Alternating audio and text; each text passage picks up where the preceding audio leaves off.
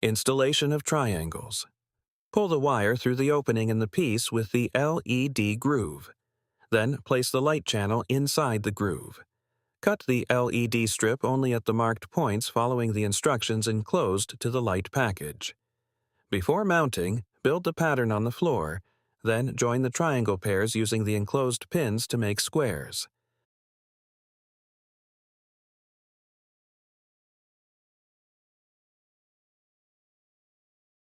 Apply adhesive and mount the assembled sections.